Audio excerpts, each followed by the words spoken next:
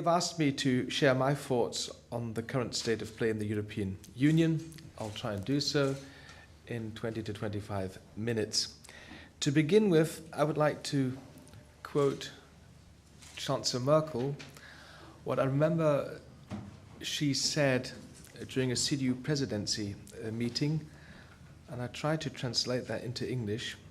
She more or less said, in these eventful times, amidst rapid developments and growing challenges for Europe, we need to take a moment to reflect on our current situation, our common goals, and our best strategies. So this is what Angela Merkel underlined after the Brexit referendum decision on the 23rd of June, when she said this is now time for a phase of critical self-reflection in the European Union. Where do we stand and where do we want to go? Of all the understatements I heard and read this year, probably the most common one is that this has not been an easy year for the European Union. No, the European Union is actually in a very serious, if not critical, situation. We are obviously facing unprecedented internal and external challenges, the threat of terrorism from inside and outside our borders, instability in our neighboring regions, unprecedented migration flows, weak economic growth, and on top of that, of course, the British decision to leave the European Union. All these multiple challenges are taking place in parallel, and they are all extremely complex and complicated. Jean-Claude Juncker once said in the European Parliament, one crisis on its own would be more than enough. And this is the situation we're facing, multiple challenges taking place in parallel, and they're all extremely complex and complicated. But all these challenges have one thing in common. It would be rather naive to presume we can tackle them in Europe without being united. But quite paradoxically, the current situation has led some to question the European Union itself, blaming it for being ineffective in solving crises and even accusing it of being the very cause of the difficulties. And that's why I fully agree with Jean-Claude Juncker, our Commission President, when he emphasized we have to stop with the same old story that success is national, while failure is exclusively European. I believe, no surprise as a German Christian Democrat, it is simply irresponsible to turn our backs on a project that has brought 71 years of peace and prosperity to the continent. We cannot take our achievements for granted. It was precisely in the aftermath of Europe's cruelest war, started by Germany, that the vision of a strong and united Europe arose. When everything seemed lost, Europeans embarked on the most ambitious democratic project in history. We have to ask ourselves, are we really, really willing to forget that? Now, some member states, some media pundits, and especially populist forces from both the far left and the far right of the political spectrum have tried and in some cases managed to dictate our agenda. It is some of these people that the looming reality of Brexit has become one of the EU's most pressing issues. Now, I won't be talking about Brexit all the time, but yes, just yesterday I was debating this issue with Sir Sebastian Wood, the UK ambassador to Germany, in Hamburg. Hamburg is the most British place you can probably find on the European continent.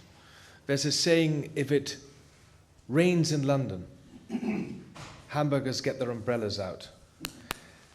So I'm still quite impressed by what we heard yesterday from the British ambassador. And what so many people in Hamburg didn't understand, and he got so many questions, was why? How come one of the most internationally minded of all countries decided to withdraw from the Union that connected it with its nearest neighbours for 45 years? Usually, political events outside Germany aren't of large concern for me or other colleagues, but never ever have I felt so sad after a political decision in a country outside Germany, like on the morning of the 24th of June. I deeply regret this result and personally think it's a serious mistake, but of course we have to be realistic. You know that, we know that. The Prime Minister has clearly articulated so many times now, Brexit means Brexit. We in Germany have the saying, Die Hoffnung stirbt zuletzt. Hope dies last, but we of course have got to be realistic. From a German point of view, but this is not only a German point of view, but I hear this view everywhere in Brussels, we will be very clear on our position that as long as Article 50 hasn't been triggered, there will be no kind of negotiations with the European Union or its member states. Donald Tusk, Jean-Claude Juncker, Angela Merkel, François Hollande, and others have been very clear, no negotiation before notification, and that means neither on a formal level nor on an informal level. I believe that the UK has one of the best diplomatic services in the world. That's why they are going to be tough negotiators.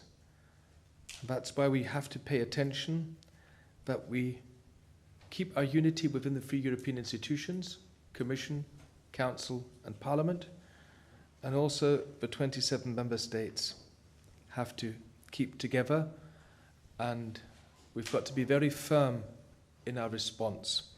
And I know that the British are everywhere trying to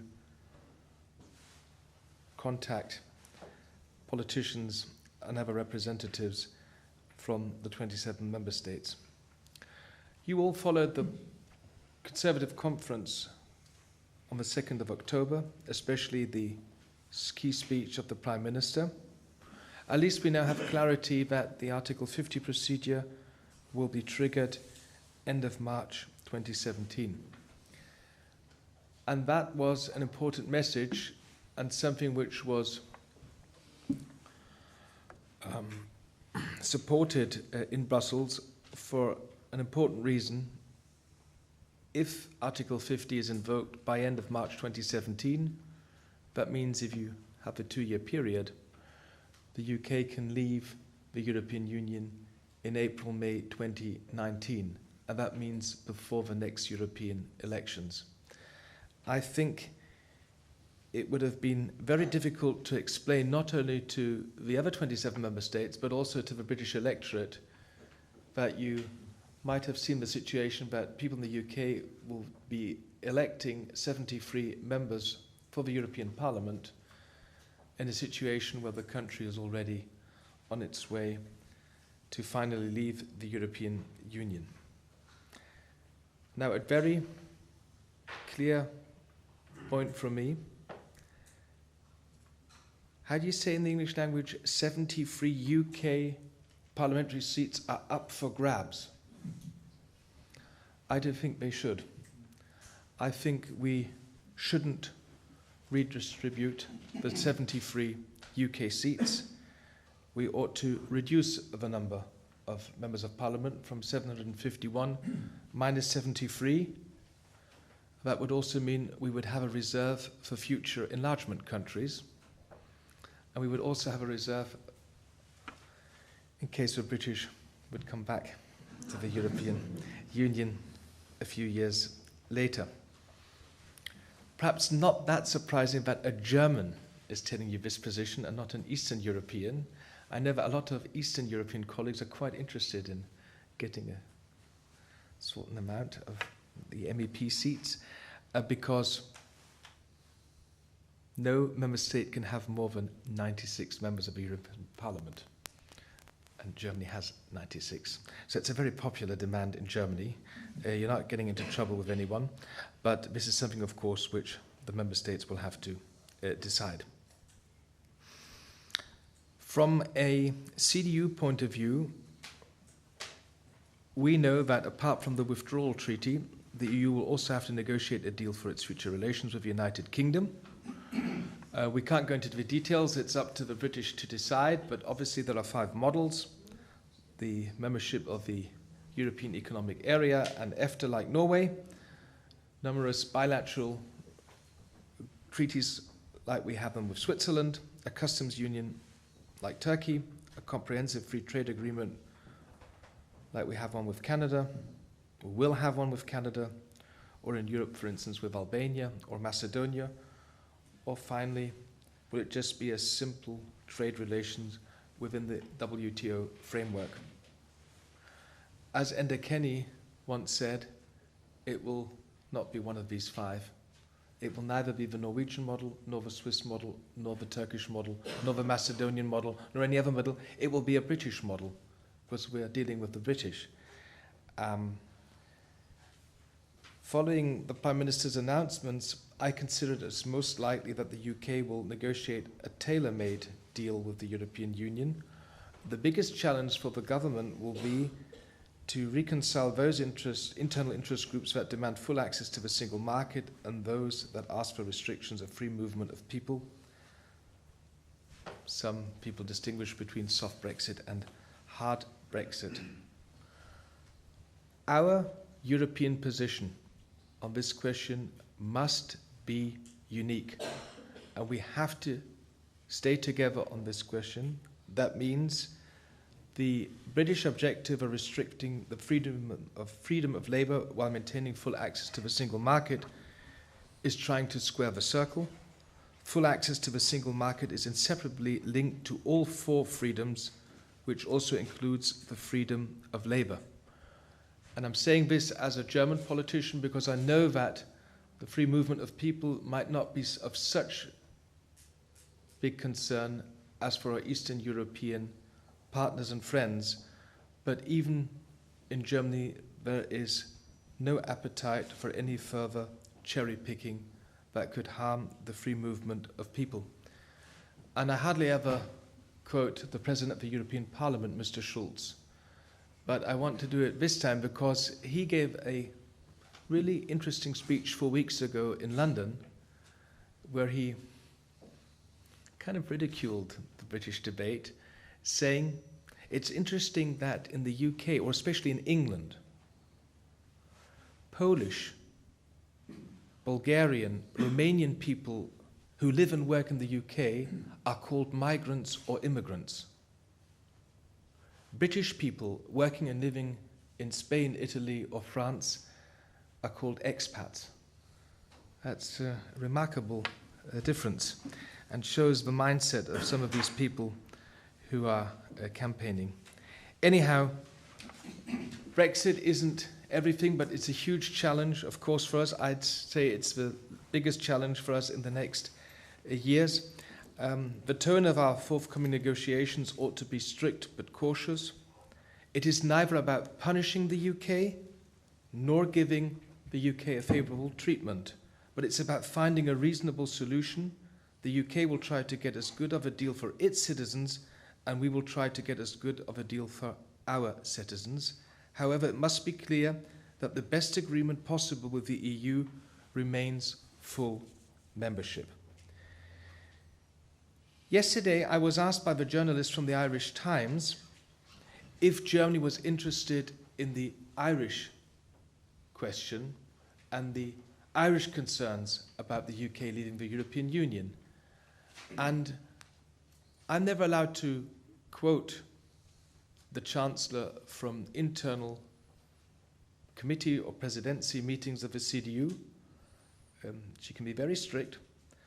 But I can tell you that Angela Merkel has had several conversations in detail with the Taoiseach about your very specific concerns. We all are worried that the Brits are going to leave the European Union, but of course we understand you're the only country which shares a land border with them in Northern Ireland, and that's why I would say we should all be well aware of the fact that London will need to recognise and account for the unique political situation between Ireland and Northern Ireland in the negotiations, and this is something very important for us in Germany, at no point may the political settlement around Northern Ireland and the Good Friday Agreement be threatened by the Brexit negotiations. Peace and prosperity must remain the number one priority for everyone involved. And preparing for this meeting today at Amsterdam Airport, I had a lot of time, I came across 170 questions of the British Labour Party presented to the British government. And you probably know them, but I'll just quote, it's the questions 48, 49 and 50. The government has already confirmed that the common travel area between the Irish Republic and Northern Ireland, which predates both countries' membership of the EU, will be maintained post-Brexit. But taking that as read, please answer the following questions. Will the government guarantee that there will be no reintroduction of customs checks on the Irish border, similar to those that existed before the Maastricht Treaty in 1993? Second question, how will the government enforce its proposed new system for managing migration from the EU if EU migrants can travel to the Irish Republic, as they do at present, and then travel on into the United Kingdom via the Irish land border?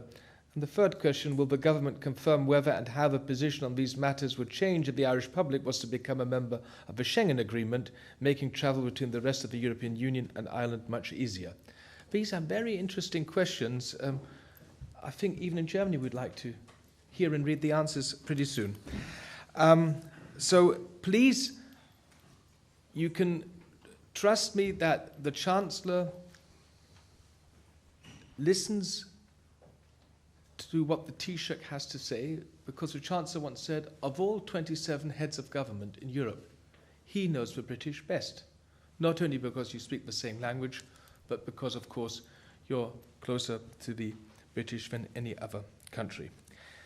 Another remark on Scotland. My father came from Glasgow to Germany during the Second World War, stayed in Germany, married a German wife. As so many, there are about 50,000 living results of Anglo-German love and friendship, thanks to the British military in Germany since 1945. I'm one of them. But I'm completely neutral on the Scotland question because I have friends and relatives in Scotland on both sides, and I don't want to get into trouble. But in general, I would say that in Germany, the 62% vote to stay, to remain in Europe, were considered as being very impressive. And without getting involved, I thought it was fair that the Scottish voice is heard, not only in London, but also in Brussels. I didn't understand why there was so much criticism that Mr. Juncker and Mr. Schulz received the First Minister the week after the referendum. She was also received by our group leader, Manfred Weber, and of course I joined him. I don't have to share all political views with the First Minister, but I think it's fair that we can listen to what they have to say. The Scotland question is getting more media attention than the Northern Irish question in Germany. That's my impression. The First Minister came to Berlin in summer. She got a 7-minute interview in Tagesthemen, which was rather unusual for a regional politician from a EU member state. But in general, in Germany, we understand the Scottish and Northern Irish initiatives to remain part of the European Union, to remain part of a single market. We're not quite sure if this will work, if it's actually possible. But if in the end there's a new Scottish independence referendum, I think the federal government will take the same position as in 2014. We'll just keep far away from it. It's up to the people in Scotland to decide, and you won't have any German interference. Now, after the Brexit vote, as I said, Angela Merkel announced that the best thing for Europe would now be a phase of critical self-reflection. And that's why I agree that this 23rd of June should be understood as a warning signal for the EU as a whole. The EU institutions, but also every single member state, should consider necessary reforms. And the informal summit in Bratislava in September was only the first step of a longer reflection process about the future of European integration. The main message from this summit was the other 27 member states want to stay together. They want to continue the European project. And while we are willing to face the challenges of the 21st century together, we also understand that this will require reforms.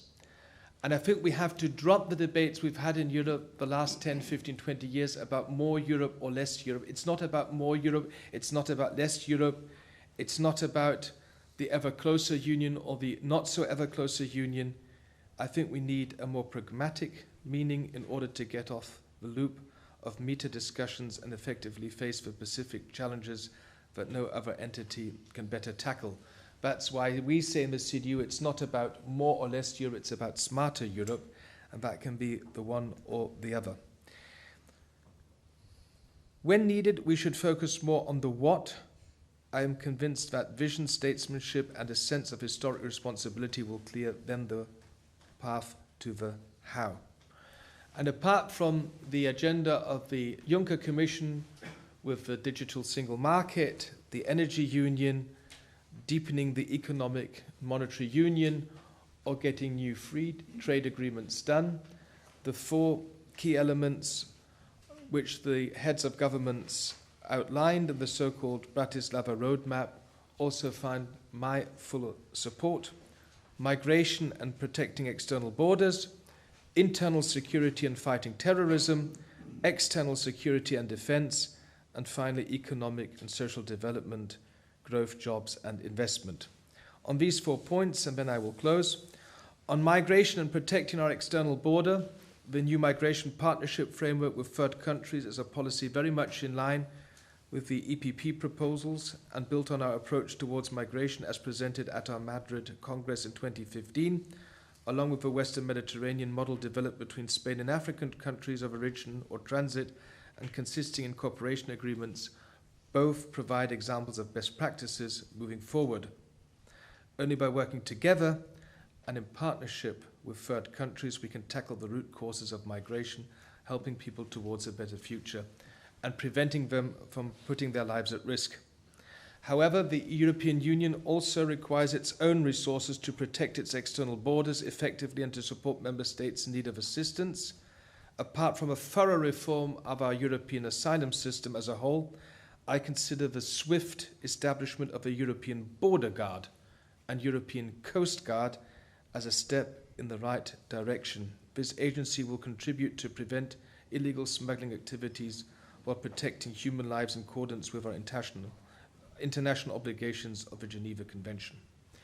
Second, on security and counterterrorism, we are stepping up our efforts to put the safety of EU citizens first, as an example, the passenger name record directive and the new powers granted to Europol will enormously help authorities from all member states to fight terrorism.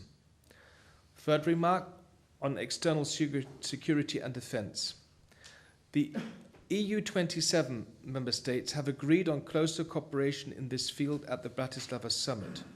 To some extent, the situation after the Brexit referendum could also be interpreted as a chance to build a stronger and more secure Europe and to strengthen European defence cooperation. The legal situation is clear. The Lisbon Treaty already provides for the option that member states, if they want to, and only those who want to, can pool and share their defence capabilities as part of a permanent structured cooperation. In the light of outdated and inefficient national structures, I consider this new German-French initiative as very reasonable. Member states could coordinate their different capabilities and resources better to guarantee an optimum outcome.